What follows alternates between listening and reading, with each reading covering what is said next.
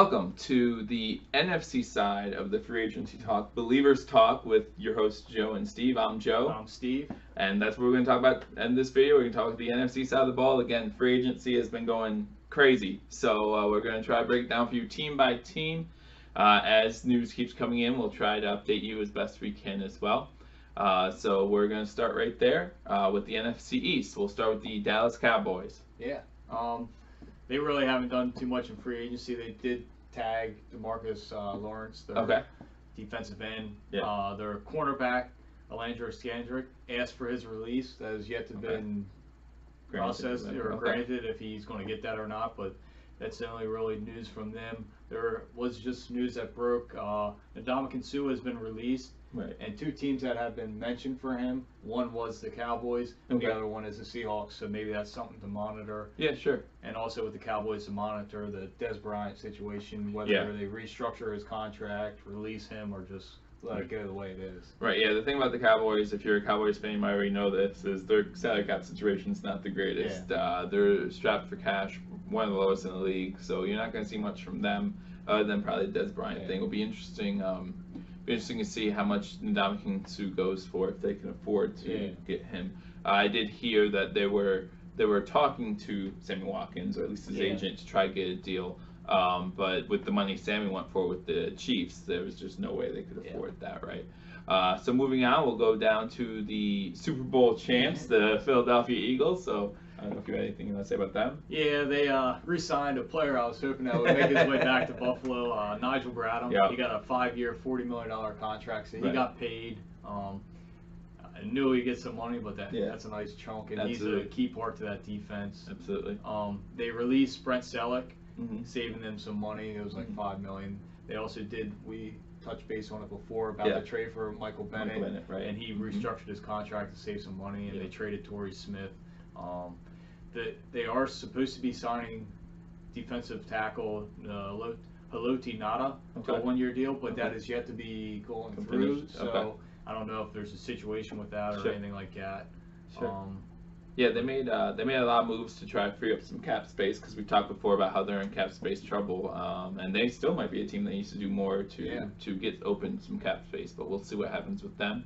But yeah, signing Bradham was kind of a big bummer for both of us. Yeah. I agree with you. Having him back would have been fun, but he's still an Eagle. So moving on down the list, we'll go to the New York Giants next. Yeah, they signed left tackle Nate Solder from New England, which is a 4-year, $62 million contract, $35 million guaranteed. Wow. That makes him the highest paid offensive lineman in the NFL, and they do need offensive line help.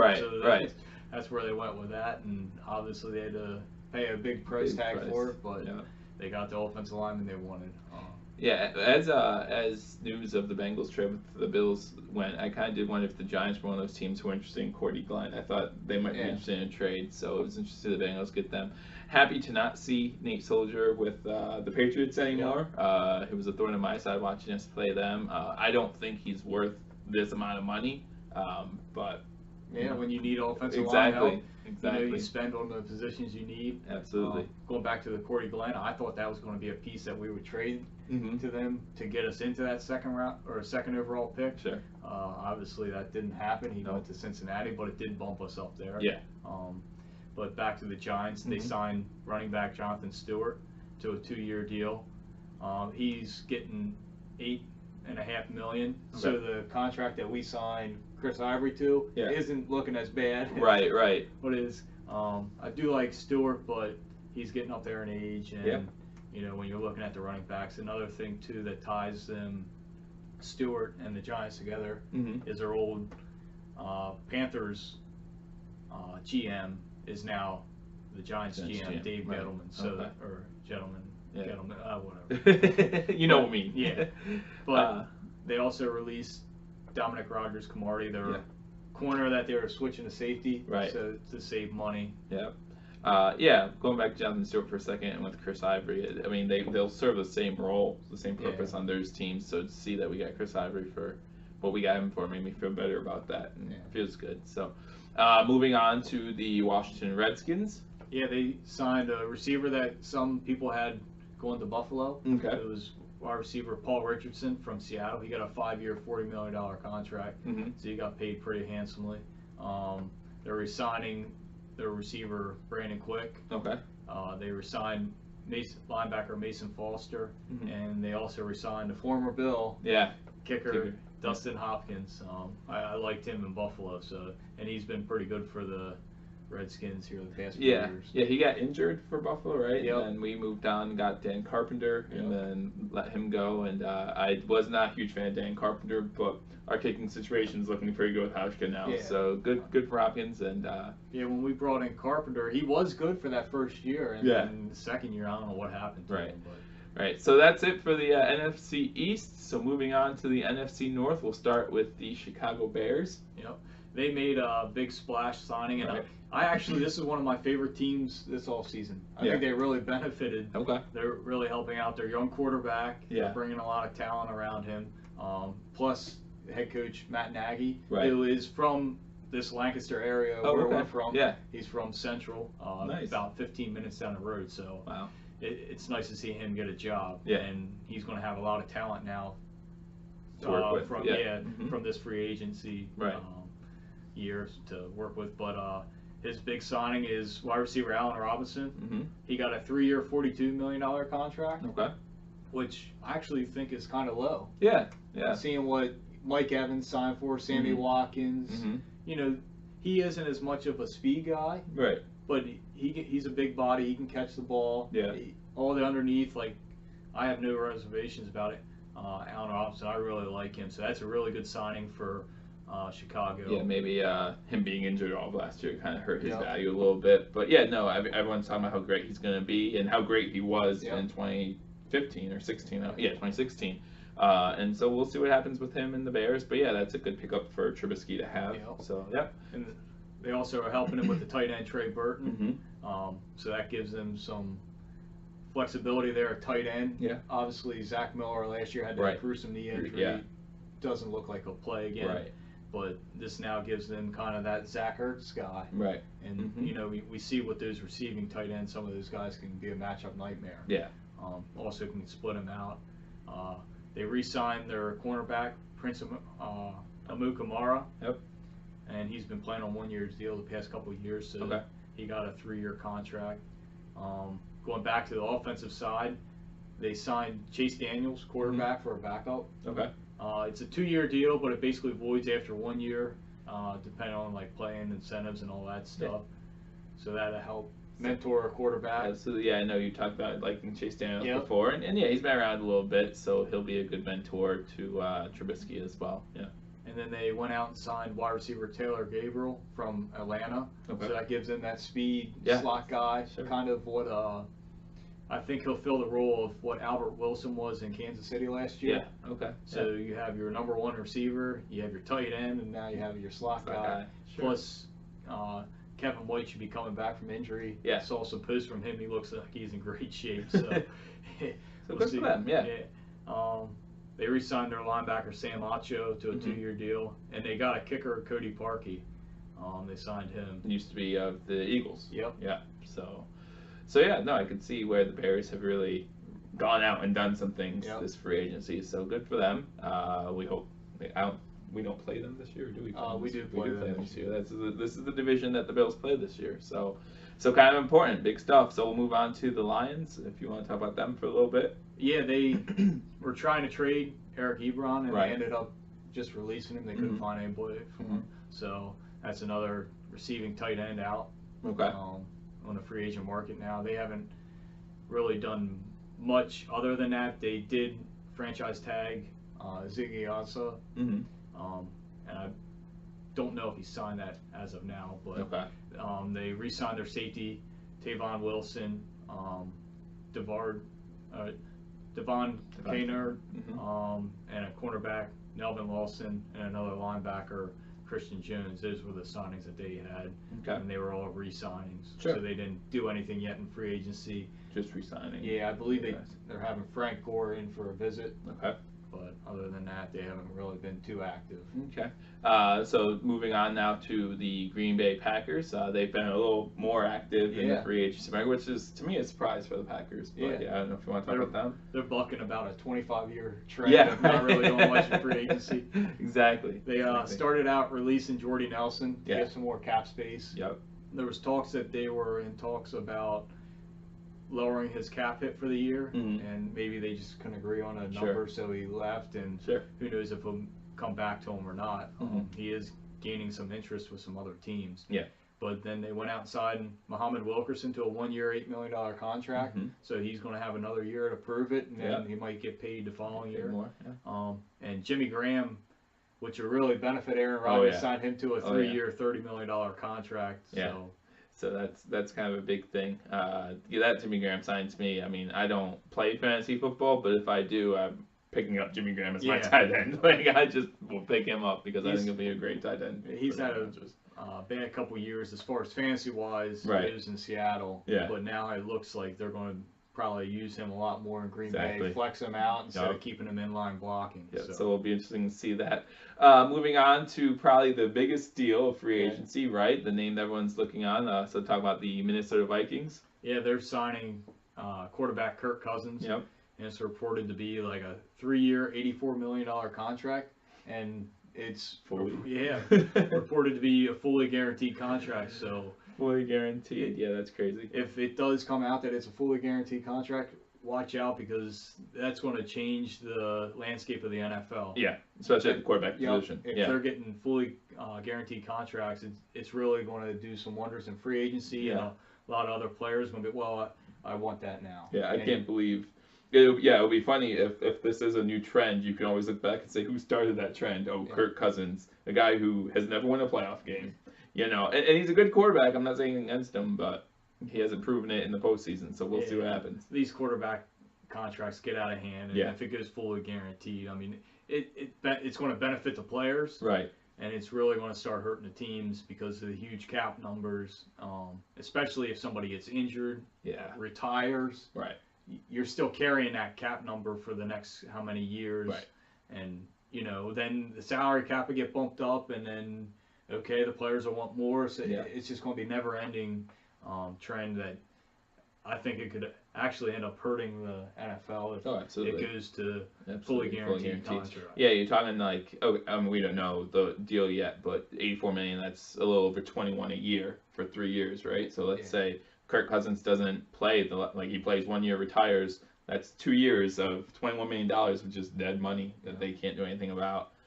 So yeah, it's a very scary thing about the implications of a fully guaranteed contract. But hey, good for them. Hopefully he's their guy. I mean, Kirk Cousins, you have to win a Super Bowl, I think. I mean, they went to the NFC Championship game last year without him. So you're in there for a Super Bowl. Moving on now to the NFC South. We'll start with the Tampa Bay Buccaneers. Yeah. The big news I think we broke a couple episodes ago was Mike Evans signed a big contract. Yeah, right. They re-signed their tight end Cameron Brate to a 6-year, $40 million contract. Okay. Which that kind of has me. I like him as far as fantasy wise. I drafted him fantasy this year, and he's really good. But they have O.J. Howard. Yeah. They drafted him out of Alabama last year, so that kind of threw me for a little bit of a loop. But I do like Cameron Brate. They re-signed Brent Grimes to a 1-year, $10 million contract. Okay. And then they ended up signing defensive tackle from Philly, Bo Allen, a 3-year contract. They re-signed their safety, Keith Tandy, for a 2-year contract. And then they just signed kicker Chandler Catanzaro. Yeah, how do you say it, right? So they needed a kicker because the past couple of years they've been having a battle with trying to think of the guy out of Florida State. He had a weird name too. Yeah, he was originally with Tampa Bay, right? Yeah, they drafted him in the 2nd round, I believe, and then he didn't do that. Robert Aguero. Yeah, that's it. And then this year, I forget. I think Nick Foles was the kicker or whoever it was, and missed a bunch of kicks, so that kind of hurt him. So they need a kicker. So hopefully that stops that for him. So moving on to the Atlanta Falcons. Yeah, they signed guard Brandon Fusco to a 3-year deal. They re-signed a bunch of players of their own, just a couple, because they have about $8.5 million of cap space. Not that much. they're really down, and plus you got to think about probably around $8 million to $9 million for their draft picks. Draft picks. Right. And if you throw in your free agent draft or undrafted players, you're looking at over to 10 to 11 million. Right. So they signed Austin Petzler, Vahidi Wilson, and Leonard McFadden. So they haven't done much. Okay. And obviously, we said, with the cap, they don't have much room. They can't afford to. So from Atlanta, we'll go to the Carolina Panthers. Yeah. They signed Rashid Berman from Washington. Okay. To a 3-year, $24 million contract, and then they re-signed Julius Peppers to a 1-year contract, $5 million. So I was actually curious where Julius Peppers would wind up. So to see them re-sign him. I mean, going on to his 17th year, that's pretty impressive. Yeah, absolutely. And they did say that he had a lot of interest from other teams. Okay. So he had a good year last year. I mean, put him in, plug him in on third downs and things of that nature, or take him out on third downs, whatever you want to do. I mean, he did pretty good last year. Moving to a team that needed to re-sign their quarterback. We'll talk about the Saints for a little bit, and they did. So. Yeah, they had till a deadline until the 14th to sign Drew Brees, unless they were going to take a $18 million dead cap hit because of his contract voiding. Contract, okay. So they got that done, and it's a 2-year, $50 million contract. Sure. With $27 million guaranteed, and I think that's all in the first year. Okay.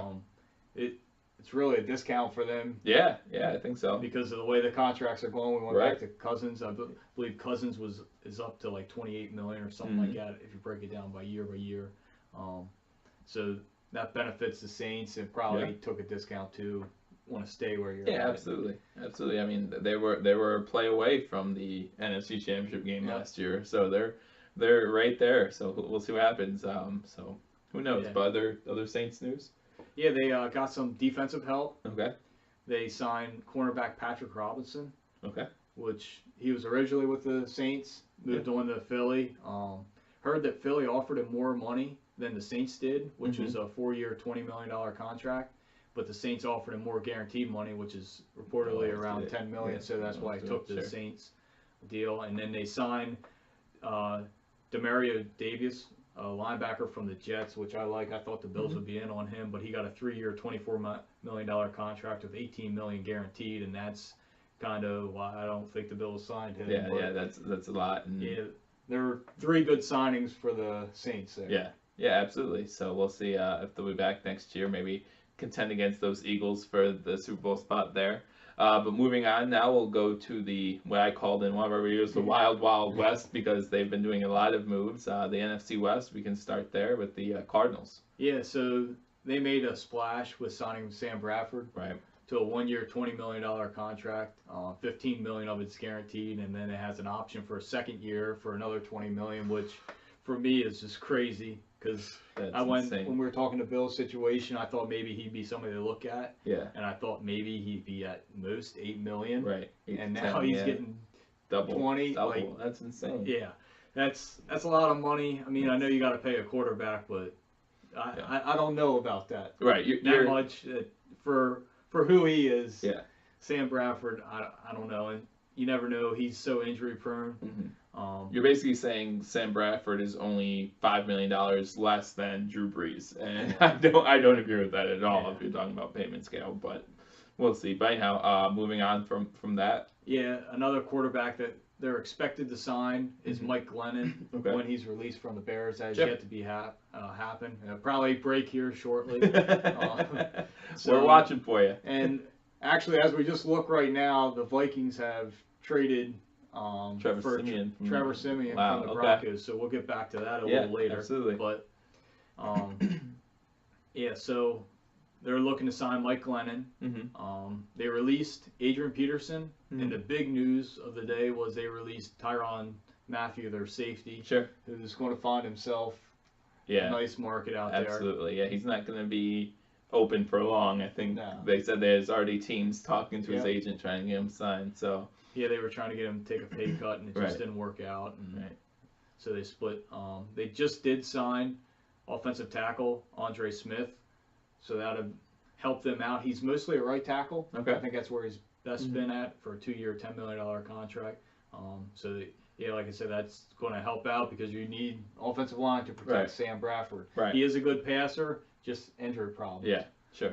And you're spending $20 million on him, so you want to make sure he's playing and you're not into your backup. Right, which takes the Rams out of the quarterback sweepstakes later too. So, or not the Rams, yeah, I think there's a chance they still draft a quarterback to develop because they do have him for a year or two. Yeah. So I'm a firm believer if you have a quarterback that is proven and you can play them, it's nice drafting a quarterback a year ahead of time. At that point, yeah, absolutely. So, and that's why you said earlier you don't know if the Giants are out of the sweepstakes either because they're right there. I mean, if you're a Bills fan, it gets kind of scary sometimes looking at it. Like, it's like, oh, we could trade up, but who's trading up with us? We don't know. As a Bills fan, we don't have a quarterback, so I want them to get the quarterback, and I want him to play right away because I don't want to do the mediocre, well, we'll sign Matt Moore, and then we'll play him till he's ready. Just because, right. I'd rather see a rookie come in, but if you're in the Giants where you have Eli Manning or, the Packers, like they did with Rodgers and Favre, you let them sit for a year or two, that makes the most sense to me. Like, I'm a firm believer if you have a quarterback, draft them a year or two ahead of time, and look what New England's been doing with Brady, and they draft backups, develop them, trade them away, get some more picks. It never hurts to save yourself there. That's right.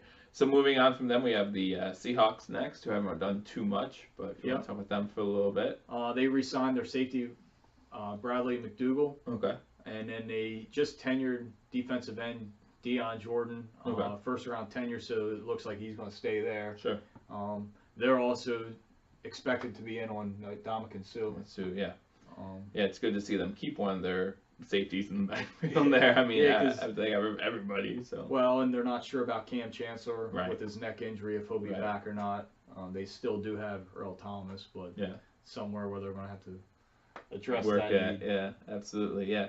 And that, go ahead. With the Rams, we kind of skipped over. I'm sorry. They re-signed Nickel Roby-Coleman, former Bill, slot corner, to a 3-year, $15 million deal, or close to $16 million. Yeah. So that was their. Obviously, they made all the trades. We talked about all that earlier. Yeah. So. Yeah. And then the last but not least, the 49ers. Yeah. So, a little bit. They made some moves. They signed running back Jared McKinnon to a 4-year, $30 million contract, which actually kind of surprises me. I mean, I really like McKinnon. Right. But they had Hyde, and he signed for a 3-year, $15 million contract with the Browns. The Browns, right. So they could have saved themselves about $2.5 million a year on that. Sure. So, I mean, they must really like McKinnon. Like I say, I like both of those guys. McKinnon's more of a scat back. Yeah. I think Hyde is a better all-around back. But, yeah, they signed Richard Sherman after his release from the Seahawks. For a 3-year deal. 3-year, $39 million. Yep. And then they re-signed Gary Gilman, their tackle, and Cassius Marsh, defensive end / outside linebacker, kind of rush guy, and that. Sure. Yeah, there was talk about the whole Richard Sherman thing and how he didn't really, like, how some people thought it was paid less than what he deserved, and I sometimes think maybe that's to get back at Seattle. Like, he's not happy with Seattle about that whole situation. No, and if you look at his contract, he's really only guaranteed like a $3 million. Yeah. So it's not much, and he's coming off of Achilles. He is older, so. But we'll see. Yeah, I think he still has some good years left. But yeah, I mean, we'll see what happens with him. But that's it on the NFC side. Yeah. So well, for now. Yeah, like we said, we just saw that Denver did trade Trevor Siemian to the Vikings. Yep. We don't know the draft pick compensation. I can't imagine it's much, especially because they got Kirk Cousins as their quarterback, but they do need some backups. They need a backup quarterback because the only quarterback they would have under contract is Kirk Cousins as soon as he signs his deal. Yeah. They did lose Sam Bradford, Teddy Bridgewater, and Case Keenum, so they all left. Yep. Nobody's on the roster, so that's why they're trading for Siemian. Sure. Yeah, and maybe Siemian just needs a change of scenery. You know, he's still a young guy too. So we'll see what happens there. Maybe a change of scenery will help him out. And learning behind a guy like Kirk Cousins. The thing about Denver, after Peyton left, they didn't really have stability there from the position at all. So, learn Kirk Cousins. That's right. That's what they signed. So that's it for the NFC side. If you are interested in more continuing content, not just of our Buffalo Bills, but of the AFC, NFC, all teams, we'll try to cover it all here on Believers Talk. So subscribe to the channel, like or dislike this video, and until next time, Go Bills. Go Bills.